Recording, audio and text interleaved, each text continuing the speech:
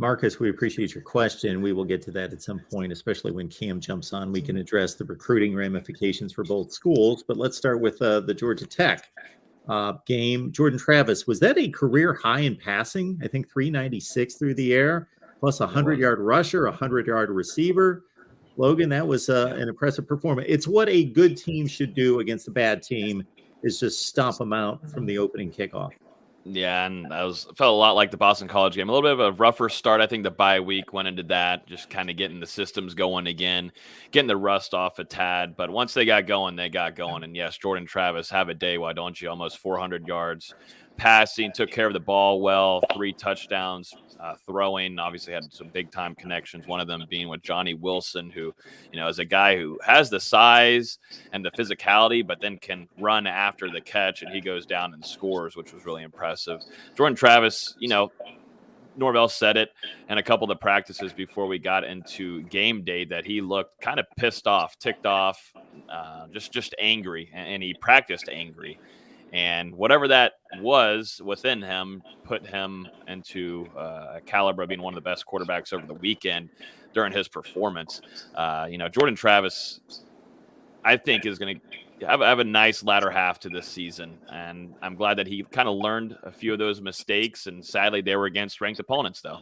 That's the crappy part about it. But if you can go through the rest of the season with a quarterback that's playing that smart, taking care of the ball, and utilizing his legs when he knows he needs to, and playing safe, then you feel pretty optimistic about the season ahead, at least offensively, when you've got a running back room with Trey Benson, Lawrence Toafili, and then we'll see this upcoming weekend with Trayshawn Ward and his availability.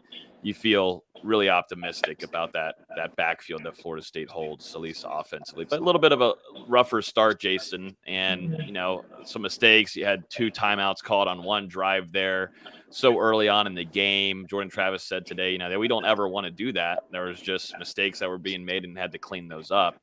But other than that, pretty clean. Way too many penalties, though. Mike Norvell does not want that at all. Over 100 yards in penalties. I think 13 on the day. That can't happen, and it can't happen this weekend when you're going to be going against a rival with Miami. Well, Shane 47 Crip apparently wants to beat up an FSU fan, so I would say come brain at Hard Rock. Maybe if you can get off your shift at Publix and actually come get some if you want some. So or with the anime avatar that he has there. Well, I'm not too worried about that guy. Probably still lives at home with his parents. Probably still, borrows the car from mom and dad. But that's fine. Do your thing. Tell him Nickelodeon's on later. Nick Jr. probably more for him. But probably. Looking at Florida State, like you said, Jordan Travis, 396 yards. The defense holding Georgia Tech to 264 yards in the game. But I guess my question is, and I don't want to be the Debbie Downer on this one, but is there any concern for you? And something we've talked about is that I still think Florida State has not played a complete game all season. You look at every single game Florida State has played, win or lose, and especially in the wins, there's been at least one quarter where you're like making mistakes, not playing well. Does that concern you, especially with what's left in the month of November? Yes, obviously Florida State right now is a better team than Miami and then Florida, but those are rivals. And then we have all talked about what the rivalry game means in Syracuse right now. That's going to be a tough game next week on the road. Does it concern you right now that Florida State still has not played a complete game from kickoff to the end? I think these last stretch of games are really going to tell us that they do want to play a full 4 quarters. Like I said, there was too many mental errors that were going on in that first quarter for Florida State on Saturday, and that made them not put up more points. Like, this game should have been over, and I thought it was going to be over.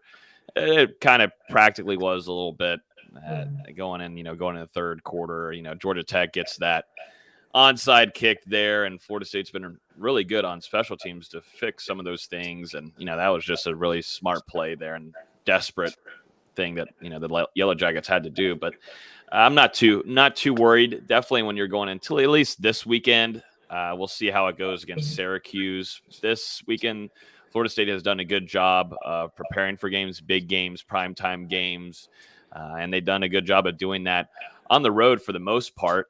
Just a few. You got close, at least outside of the Louisville LSU game, your neutral site game.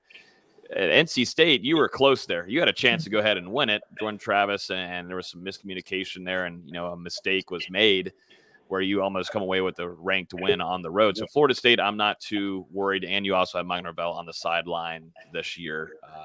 It's going to be a lot better, I think, of an outcome for Florida State on the road down there in Coral Gables.